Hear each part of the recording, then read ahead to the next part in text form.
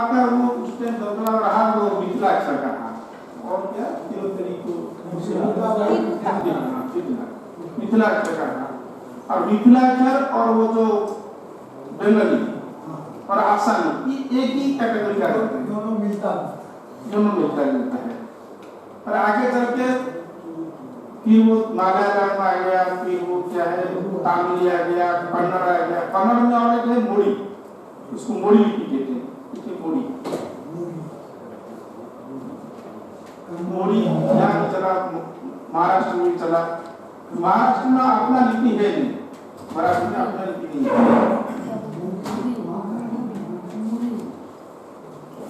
और महाराष्ट्र में अपना लिपि नहीं है, वो भी देवनागरी पर डिपेंड करता है। अब गुजराती वो अलग है, मध्य प्रदेश, उत्तर प्रदेश, बिहार। अब नेपाल में भी वही देवनागरी।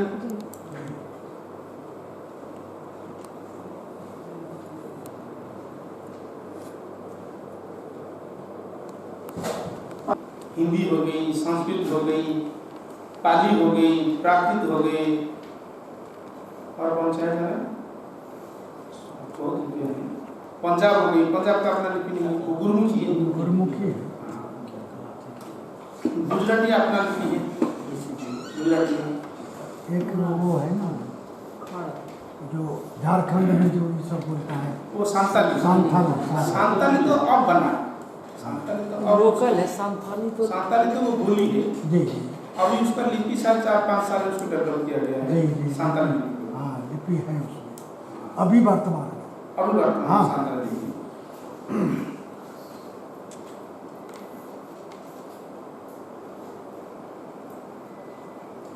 कैथोलिक के बारे में क्या जानते हैं? सब तो लाइब्रेरी साइंस लगभग है। इसे ये संस्कृत पांडुलिपि कैटलॉग भी ये भी बहुत प्राचीन है, ये भी बड़ा प्राचीन है कैटलॉग का। उस टाइम क्या होता है कैटलॉग का वो हस्तलिखित जो होता है वही चलता था पहले। उसमें क्या होता है कि टाइटल होता है, ऑथर का नाम होता है, उसके बाद टाइटल होता है, किताब का नाम होता है, पांडुलिपि का नाम होता है, उसके बाद होता है ऑथर का नाम होता है और विषय होता है। इतने में हो जाता है हस्तलिखित जो होता है। उसके बाद धीरे धीरे फिर कैटलॉग आया, ये हस्तलिखित सूचीपत्र कैटलॉग आया। जो सूचीपत्र जो है उसमें विस्तार जो आपको मैंने क्या बताया था, डॉक्यूमेंटेशन जो बताया था। हमारा जो पिक्चर जो था, जैसे वो पिक्चर में कॉलोफोन नहीं था, जैसे स्टार्टिंग लाइन और एंडिंग लाइन मानसकृत का। अब स्टार्टिंग और एंडिंग ये भी कंपलसरी है। जो कैटलिंग बनाते हैं अभी जो आज के डेट में बनता है, जो कॉलोफोन और पोस्ट कॉलोफोन और चित्र संख्या, उस टाइम जो हस्तलिखित जो प्राप्त होती है तो जो ये सरस्वती महोदय में उसमें जो वो इतना ही मिलता है। और वो भी गंगाराम झा जी ने पहले उनको स्वीकार किए थे, रविंद्र आचार्य जी थे वो पहले बनाए थे, 70-80 उस सेंचुरी में वो बनाए थे। वो जो पुणे में हुआ था कन्वेंशन हुआ था, उसमें वो स्वीकार किए थे। उसके बाद एशिया सोसाइटी बना कहाँ, कलकत्ता और बॉम्बे और जियो में। जैसे ओरिएंटल रिसर्च लाइब्रेरी मैसूर है और एक है वहाँ पर आंध्रा में है GO ML government oriental, GO ML government oriental research institute, SV university अंदर है। वो भी सब ब्रिटिश लोगों ने बहुत जैसे संस्था है मानसकृत लोग ने बहुत बनाए और खास करके मैं समझता हूँ उन्होंने बहुत काम किया। दे तो गए पर बहुत काम किया उन्होंने। राम को जो दिशा दिखा है, जो कैटलॉग का जो दिशा दिखा है वही दिखा है। पहले आप कैटलॉग समझते नहीं कि क्या है, उसे बांध के रखा हुआ है। से प्राचीन लिपियों के नाम कौन कौन सी प्राचीन लिपियाँ हैं और उसके बाद पाली प्राकृत और प्राकृत के कुछ भेद, अभिवंश और श्रेणी, मानवीय, चूनी, पैसाची, ये जो उसके भेद थे उस सब पर चर्चा किया। और कुछ ज़्यादा है इसको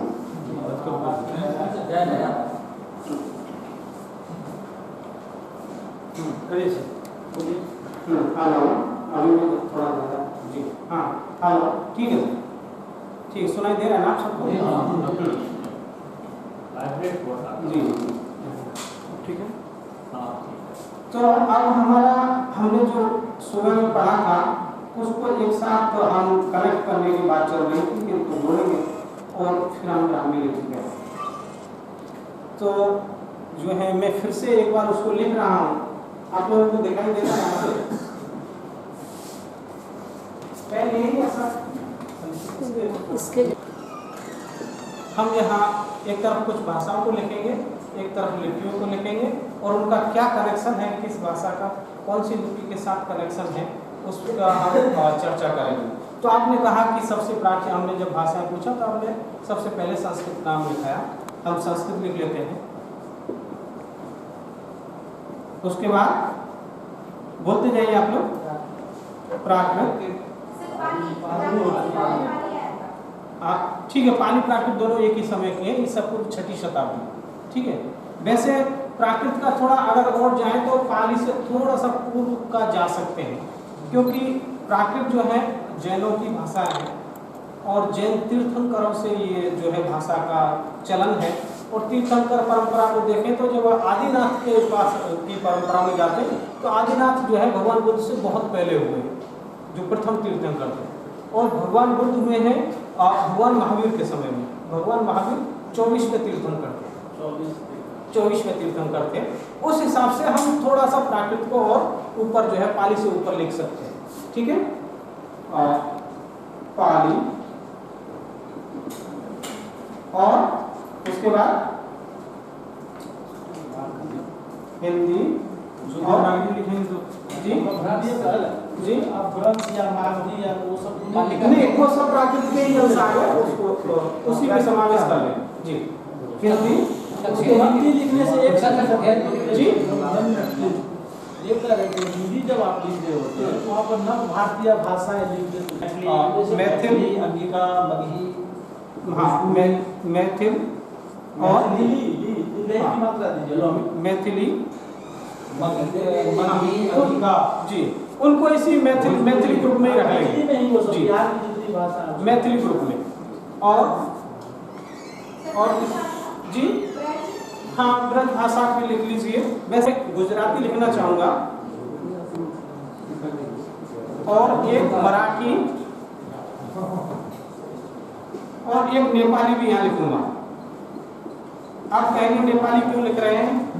ये है कि नेपाली का कनेक्शन देवनागरी के साथ है। नेपाली अभी भी देवनागरी में लिखी जाती है, मराठी भी किस में लिखी जाती है? देवनागरी में लिखी जाती है, इसलिए मैं नेपाली लिख रहा हूँ। उसके बाद तमिल, तेलुगु रखते हैं हम, और कुछ आएंगे उनको हम लिखते जाएंगे, ठीक है। उसके बाद आप जो है लिपि में आ जाइए। सबसे पहले कौन सी लिपि लिखना चाहिए? ब्राह्मी लिपि, ब्राह्मी लिख दो। हाँ सर, आप क्या कह रहे थे? देवनागरी संस्कृत के सामने हमको नहीं, इनसे इनका अभी यहाँ लिखने से कोई ये नहीं है, इनको मैं जोड़ूंगा, ठीक है सर। ब्राह्मी, उसके बाद खरोष्ठी, ये दोनों एक समय की है, लगभग दोनों बहनें हैं। इसमें बड़ी बहन ब्राह्मी है, छोटी बहन खरोष्ठी है, ठीक है। और कोई लिपि का नाम बताइए? गुरुमुखी, गुरुमुखी भी इसी का है, इसके बाद ही है। और ग्रंथ लिपि सर, ग्रंथ लिपि गए वो ग्रंथ,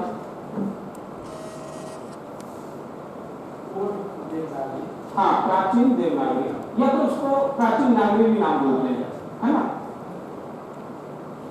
सर वो तो समाहित हो जाएगी ब्राह्मी में ही ना, ब्राह्मण के समावेश नहीं होगा, दोनों का अक्षरों का बिल्कुल मेल ही नहीं है। वैसे ब्राह्मी शब्द भी उसमें अंश मिलेंगे, बताऊंगा।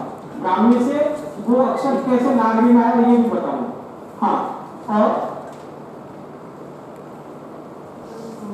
और ये जो तमिल, तेलुगु, मलयालम है, ये भी इधर, इनकी भी अपनी अपनी लिपियां हैं। प्राकृत, पाली, हिंदी, इन सभी की अपनी कोई लिपि नहीं है, ठीक है। ये डिपेंडेंट है किस पे? अन्य अन्य लिपियों पर, विशेष रूप से देवनागरी में अच्छे से लिखी जा सकती है। ठीक है। उसके बाद मैथिली। मैथिली भाषा भी है और लिपि भी है, ये इसकी एक विशेषता। मैथिल कहिए, मिथिलाक्षर कहिए या तिरहुता कहिए, है ना, तिरहुता और मैथिल या मिथिलाक्षर। ठीक है।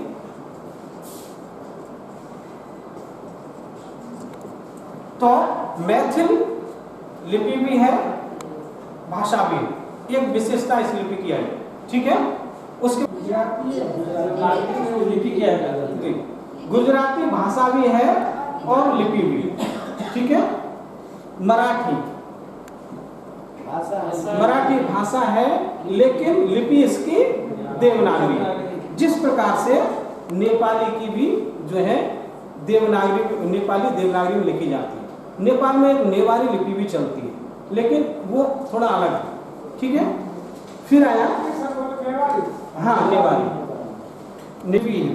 मलयालम भाषा भी है, लिपि भी है। ये द्राविड़ ग्रुप की जो है भाषाएं और लिपियां हैं। ठीक है। ये आपका क्लियर हुआ। अब आप कभी जो है हिंदी को जो है ये जो है यानी कि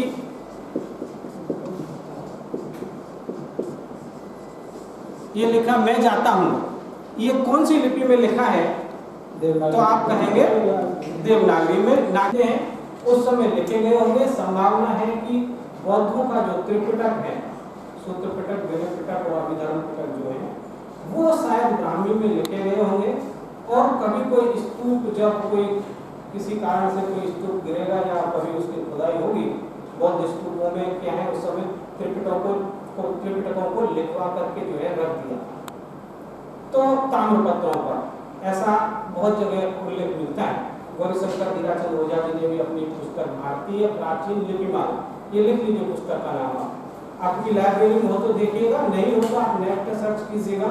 लेकिन मैन्युस्क्रिप्टोलॉजी का प्राण है भारतीय प्राचीन लिपिमाला, पांडुलिपि विज्ञान का प्राण है। अगर आप इससे भी एक ये पुस्तक पढ़ लेंगे, आपको दूसरा कुछ पढ़ने की आवश्यकता नहीं पड़ेगी। गौरीशंकर धीराचंद ओझा बहुत महत्वपूर्ण पुस्तक है। पांडुलिपि गौरीशंकर धीराचंद ओझा भारतीय प्राचीन लिपिमाला। देखिएगा आपके शायद पुस्तकालय में होगी, मुझे बड़ी इम्पोर्टेंट। अच्छा, तो आप नेट पर जरा सर्च कीजिएगा, कुछ लोगों ने नेट पे भी डाली है वैसे, और बहुत जगह लाइब्रेरियों में अवेलेबल नहीं है, परंतु मैंने देखा था नेट पे कहीं है भारतीय प्राचीन लिपिमाला। ठीक है। नहीं तो आप जाइएगा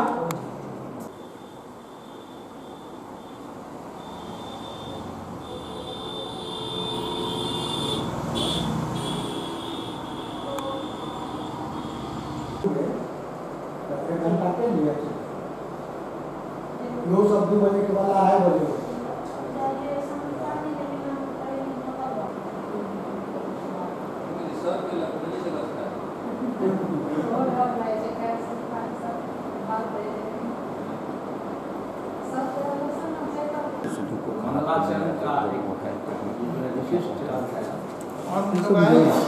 मंगल कामना के लिए मंगलाचरण। हमारा कार्य निर्विघ्न पूरा हो, और ये हमारी भारतीय परंपरा है। जब हम कोई आप घर में पूजा प्रारंभ करते हैं तो किसी मंगलाचरण से ही करते हैं।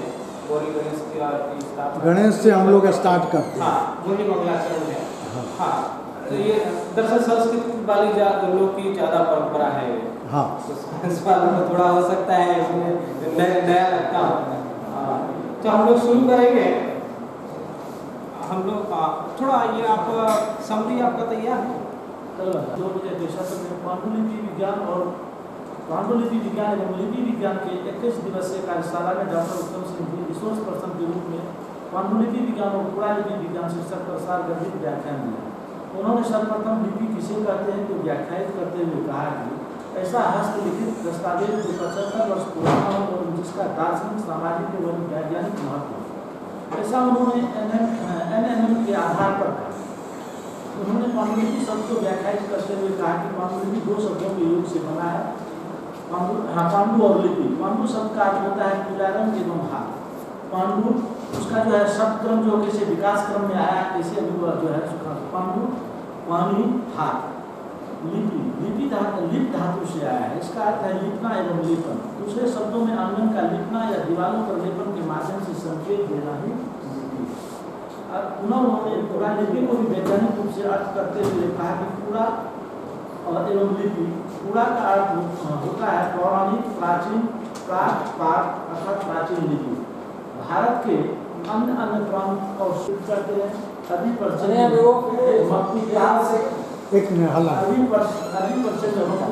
संस्कृत में पांडुलिपि, हस्तलिखित, हस्तलेख, प्राचीनलेख, प्राच्यलेख, प्रागलेख, प्रागलेख, पुस्तक ग्रंथ, मैथिली में पोथी आदि आदि नामों से जाना जाता है। पुनः उन्होंने पांडुलिपि को लिखने के साधनों को बताते हुए कहा कि तारपत्र, तरित पत्र जिसको हम यहाँ पर तरित पत्र का यूज करते हैं, तार के पत्ते को तरित पत्र, तालपत्र, भोजपत्र, अग्रूप पत्र, चर्म पत्र, वस्तु पत्र एवं बाद के दिनों में हाथ से बना हुआ कागज, ये है पांडुलिपि लिखने की साधन। पांडुलिपि संस्थान के रूप में आचार्य श्री कैलाश सागर सुधि शोध संस्थान पूना गांधीनगर गुजरात में विज्ञान साहित्य के लिए प्रसिद्ध है। यह संस्थान भारत के साथ साथ विश्व की सबसे बड़ी पांडुलिपि संस्थान है। इस पांडुलिपि संग्रहालय में 30,000 दलित पत्र जो अकबर के समय का, राजा के समय से जुड़ी हुई बात है। 3,000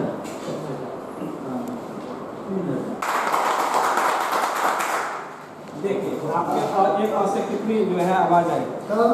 बैठिए आइए नेक्स्ट आप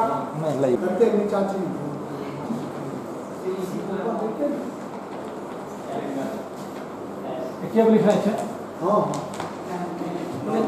हाँ वेरी गुड। ये कौन सा विषय है? लाइन है सर। हाँ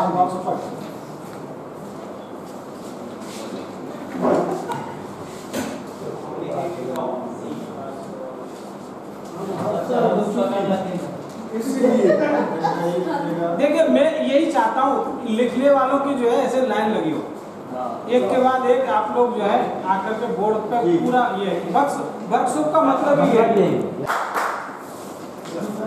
थोड़ा सा दो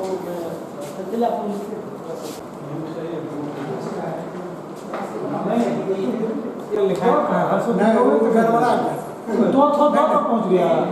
हाँ पहले ऐसे होना सीरियल, कोई भी चीज सीरियल से होता है। इन्हीं में से स्वर में से ही लिखिए, इन्हीं में से किसी एक अक्षर को लिख सकते हैं। अभी इतना ही पढ़ा है हमने। हम सुबह नहीं आएगा आपने क्या लिखा? क।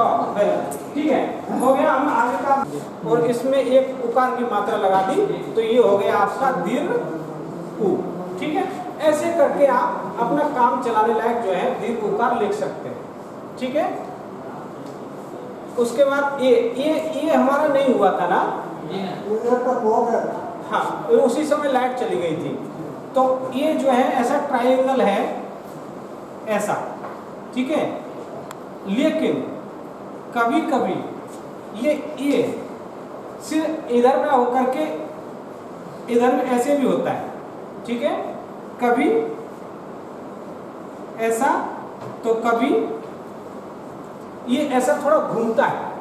वो लहियाओं का जो है थोड़ा कभी कभी वो दूसरी स्टाइल का बना देते थे, या उसको समझने में थोड़ा ये सब तो वो आ की मात्रा है। यदि नीचे जो है राइट साइड में लगती है तो वो उकार की मात्रा है। एक है तो ह्रस्व और दो है तो दीर्घ। उकार की मात्रा दोनों ही, लेकिन दोनों ही राइट साइड में जा रही है। हम जो आजकल उकार की मात्रा ह्रस्व उकार जैसे ये लेफ्ट में किया और दीर्घ उकार राइट में किया, ऐसे करते ना जी। लेकिन ब्राह्मी में दोनों ही उ की मात्रा है, ह्रस्व उकार दीर्घ उकार दोनों ही ये जो है राइट में ही जाना है। देखिए ये क बनाया, ये ह्रस्व उकार कु। ठीक है, और ये एक और लाइन खींच दिया तो कु दीर्घ उकार। यहाँ पे ऐसा नहीं है कि साहब ह्रस्व उकार है तो ये उ की मात्रा ऐसे लेफ्ट में इधर आनी चाहिए और इधर कर दिया तो दीर्घ ऊ की मात्रा हो गई, ऐसा नहीं, ठीक है। वो दोनों ही राइट साइड में ही मात्राएं जा रही हैं, लेकिन यदि एक मात्रा है तो वो ह्रस्व है और दो है तो वो दीर्घ है, यही सिर्फ अंतर है। उसी प्रकार से ऐ की मात्राएं भी यदि उस अक्षर के ऊपर लेफ्ट में एक लगी है तो ए और दो मात्राएं लगी है तो आई, ठीक है। तो ये ऐसे आप क में एक ही मात्रा लगा करके वो आप ए में एक ही मात्रा लगा करके आप आई बना सकते हैं, ठीक है। फिर है ओ, अच्छा ए में ए है जी, ए में एक ही मात्रा और लगा दी तो ये आई हो गया। फिर है ओ, ओ जो है अंग्रेजी के जेड जैसा है, ठीक है। उसमें औ करना है जी, औ करना है, हाँ। औ जो है इनमें शिलालेखों में औ नहीं मिला, अशोक के शिलालेखों में औ भी प्रयोग शिलालेखों में प्रयुक्त नहीं हुआ है, क्योंकि प्राकृत में जो है औ का आवश्यकता नहीं है। प्राकृत भाषा के व्याकरण में भी औ नहीं है, औ जो है अक्षर नहीं है, ठीक है। इसलिए वहाँ उन्होंने औ का जो है निर्माण नहीं किया। लेकिन आपको औ बनाना है तो कैसे बनाएंगे? एक का की मात्रा उसमें लगा देंगे, हाँ, राइट लेफ्ट साइड किसमें? जेड वाला, जेड में और मात्रा आप यहाँ लगा करके औ बना सकते हैं, ठीक है। उसके बाद है अंग। अंग कैसे? बीच में लगा है, बीच में लगा जी हाँ, ये यहाँ, ये तो लेफ्ट साइड लगा दिया। जी हाँ, लेफ्ट साइड में रहेगा, लेफ्ट में लगाएंगे, क्योंकि वो तो पहले से है। जैसे देखिए ये ओ है, इसमें एक और एक ही मात्रा लगाएंगे तो औ हो जाएगा। उसी प्रकार से ओ में एक ही मात्रा लगा करके इसको हम औ बना सकते हैं, ठीक है। फिर है अंग, अनुस्वार। तो अनुस्वार के लिए ये क्या है? ये कौन सा अक्षर है? ओ है, ये अ है और अ के पीछे यहाँ पे आपका अनुस्वार होगा, ठीक है।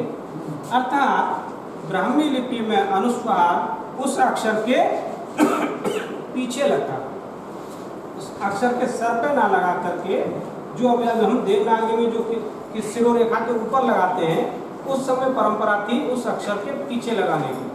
ये अम हुआ, अर्थात एक तो समझ लीजिए कि अनुस्वार के लिए अनुस्वार बिंदु दिया है, जी जी ऐसे लिख करके डॉ जैसा उसमें बिंदु दिया, अंगों जी दैट इज सेम। जी जी अनामिका शब्दों में कहा जाए तो माँ की गोद में बैठा हुआ है। हाँ, नहीं, ये जी। तो ठीक है।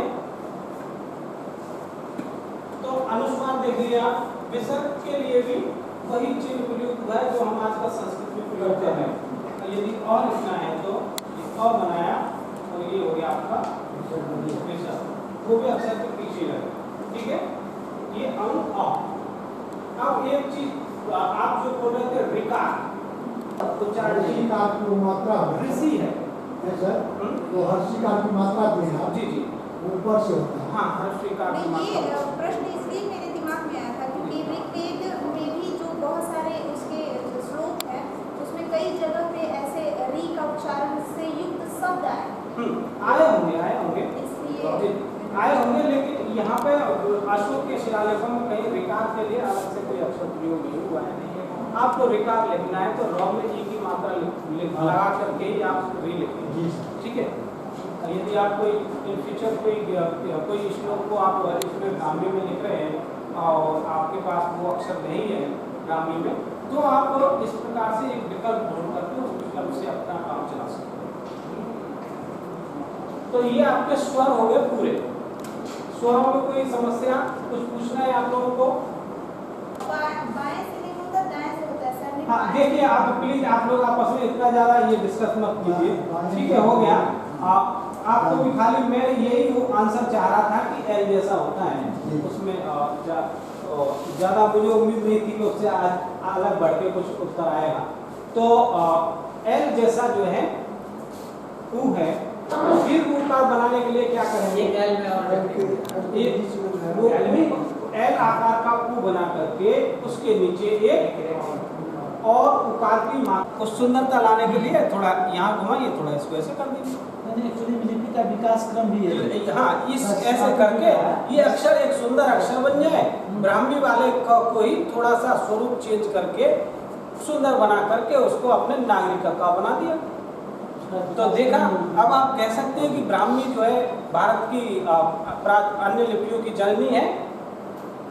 इस ब्राह्मी के क से ही ये हमारे नागरिक का क निकला है। ऐसे और भी कई अक्षर हैं जो हूबहू सेम ब्राह्मी से निकले हैं। तो ये हो गया आपका क। फिर है जो ख है वो एक तो ऐसा है, ठीक है, और एक ऐसा ऐसा। ये ऐसा क्वेश्चन मार्क आकार का जैसा है, प्रश्नवाचक चिन्ह जैसा, ठीक है जी। हाँ, आपको जो असंज्ञा देना हो दे सकते हैं। अर्थात ऐसा आपका ख है, ठीक है। उसके बाद अब इस ख को भी आप जो है मॉडर्न नागरिक का ख में कन्वर्ट कर सकते हैं।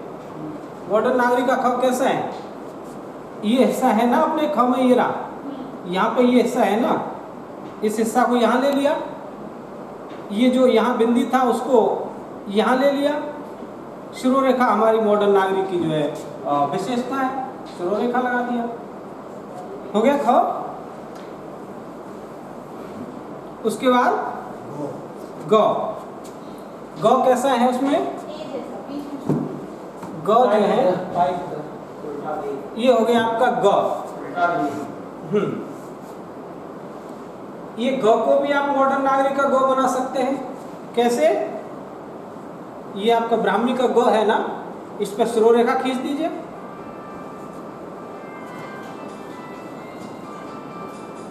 ये जो ब्राह्मी का ग है इस पर श्रो रेखा लगा दीजिए, यहाँ से इसको थोड़ा सा गोला बना दिया, ठीक है, और यहाँ जो ट्राइएंगल था इन दोनों को यहाँ से थोड़ा अलग अलग कर दिया, एक यहाँ आ गया, एक लाइन को सीधा बना दिया, एक ग हो गया,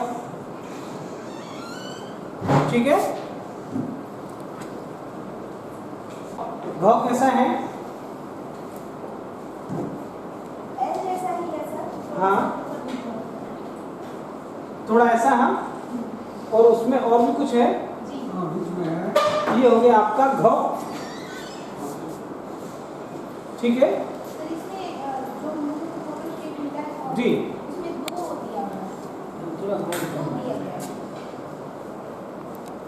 दो क्या, हाँ मतलब इसको थोड़ा सा ऊंचा किया है, ये वाला ना हिस्सा थोड़ा और ऊंचा कर दीजिए, ये भी स्वरूप ऐसा भी मिल जाएगा आपको। ये हो गया आपका घ। हिस्सा है ऐसा है ना, एक हिस्सा ये है, ठीक है, इसको थोड़ा और घुमा दो, फिर ये दूसरा जो हिस्सा था इसको भी थोड़ा ऊपर ले जाइए, शिरो रेखा लगाइए, ठीक है, और इसको थोड़ा ऐसे कर दीजिए, आगे चल के ये और घुमा थोड़ा, ऐसा हो गया, ऐसा हो गया, ऐसा ही ना, ठीक है। तो इस प्रकार से ये हो गया आपका छ, ये आपका छ, ठीक है। यानी कक्षा लिखने के लिए आप पहले क लिखेंगे, ये क हो गया, उसके बाद मूर्धन्य ष बनाने के लिए क्या करेंगे, फिर से क लिखेंगे, उसके नीचे ष बना देंगे, और उसमें उसके ऊपर ये हो गया आपका कक्षा, ठीक है। तो ये आपने जो है छ देख लिया। उसके बाद क्या है, त्र। त्र कैसे बनता है, त्र में कौन से अक्षर है, त प्लस र, ये आपका त प्लस र इज इक्वल टू, वो क्या कहते हैं, शाखा जैसे उल्टा हुआ है। सर त का वर्तमान भी रूप है, थोड़ा सा अंदर है, ये त हो गया, ठीक है। और र कैसा है, ये र रसी यहाँ लगाएंगे, ठीक है। ये हो गया आपका त्र। त्र का कोई शब्द बोलिए, त्रिशूल, और कोई ऐसा बोलिए जिसमें मात्रा नहीं लगती हो, मात्र।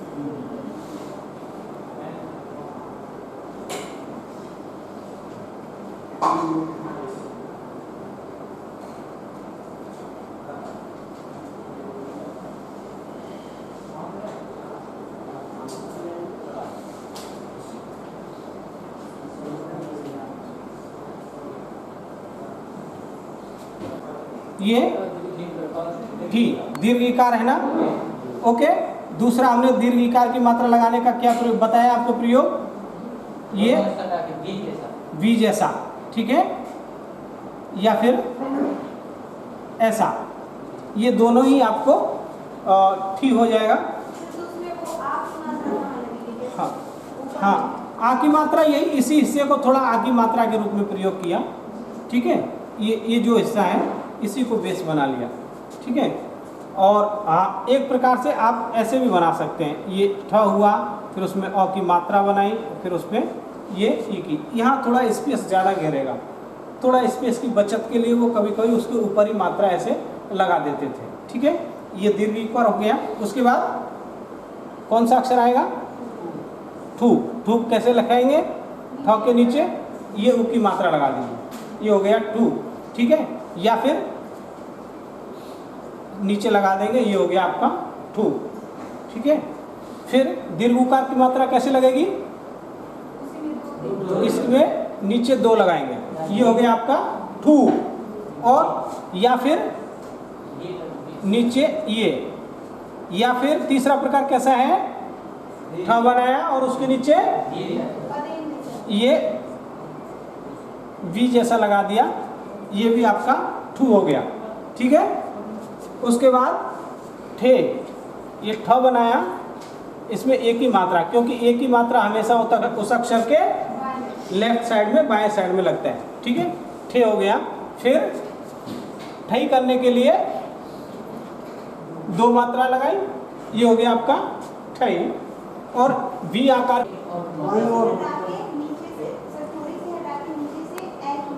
किस साइड में, लेफ्ट साइड में एक ही मात्रा लगा देंगे, तो ये हो गया आपका ठो। और इसको ठो करने के लिए क्या करेंगे, पहले ठ बनाया, उसके बाद एक आ की मात्रा लगा दी, लेफ्ट में एक ही मात्रा लगा दी, फिर लेफ्ट में एक और एक ही मात्रा लगा दी, ये हो गया आपका हाँ जी हाँ, इतना ऐसे में, इतना में ठीक है। नहीं, उससे तो थोड़ा अलग है। मेरा वहां बताने का मतलब ये था कि वो श्रो रेखा जैसा ना लगे, दोनों में अंतर दिखाई देना चाहिए। कुछ अक्षरों में ऐसे नहीं लगेगी आपकी, जैसे ये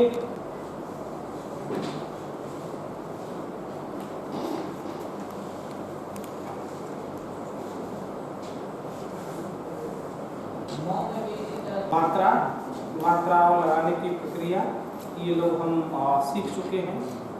हम लोगों ने कुछ आप बता दीजिए, तो मैं आप लोगों को बताने को तैयार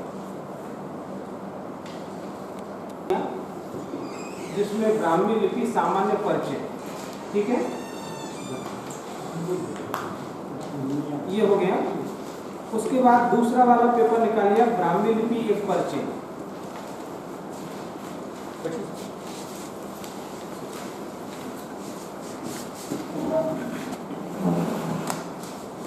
इसमें एक बार फिर से आप जो है उन अक्षरों का अवलोकन कर लीजिए जिनको हमने पढ़ा है।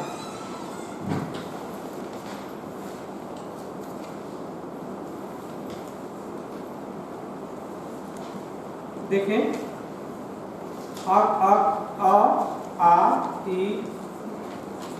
ई के दो प्रकार बताए हैं कि ये जो वो जो चौकी इसलिए वाला जो चिन्ह है वो कभी एक बिंदु ऊपर दो बिंदु नीचे, तो कभी दो बिंदु ऊपर एक बिंदु नीचे। जिस प्रकार से हमारा ए कभी जो है लेफ्ट साइड में हो जाता है, कभी राइट साइड में घूम जाता है, ऐसे ये भी जो है थोड़ा घूमा है, ठीक है। ऊ आप लोगों ने देख लिया, ए के तीन प्रकार, ठीक है। ओ भी जो है इसी प्रकार से दो तरह से बना है। क ख के दो प्रकार आपको हमने बताया, ग घ च छ ज, जो भी 2 प्रकार का है, झ य, ट ठ ड ढ ण और त के 3 प्रकार। ठीक है, ये 3 प्रकार का तो हम आपको बताए, थ द ध पुनर र है ये रस्सी का। ठीक है, यहीं से फिर आपका जो है ये रा रस्सी ऐसा कहने शायद इसीलिए नाम ऐसा कहने लगा होगा कि रस्सी जैसा आकार का होता है। ठीक है, उसके अलावा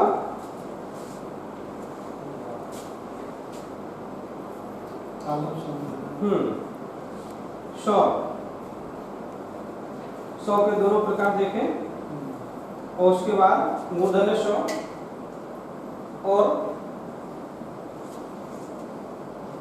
ह।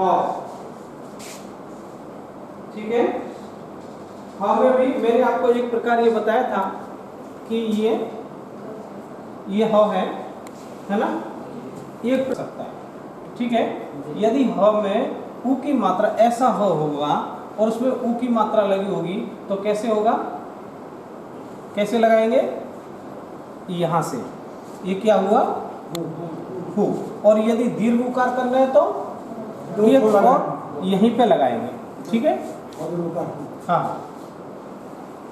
तो इससे आपको पकड़ में आ जाएगा कि ये मात्रा तो यहाँ, उकार की मात्रा तो यहाँ लगी है, इसका मतलब ये कोई भी जो ये हिस्सा है वही।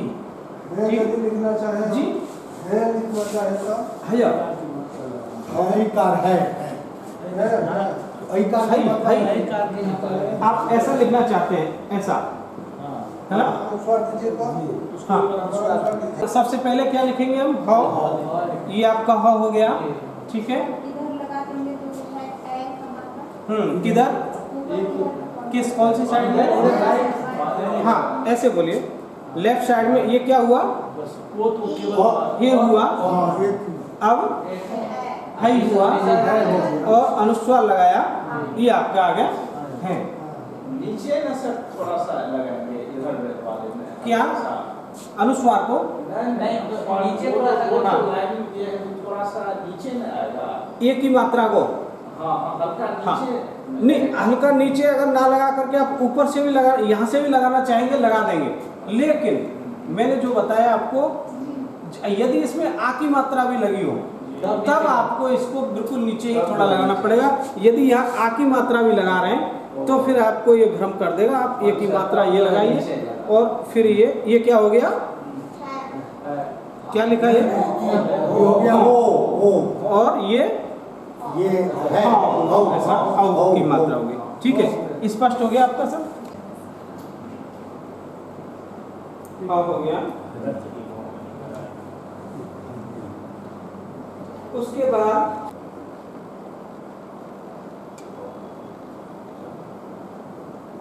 ठीक है, वेरी गुड, ठीक है, होगा।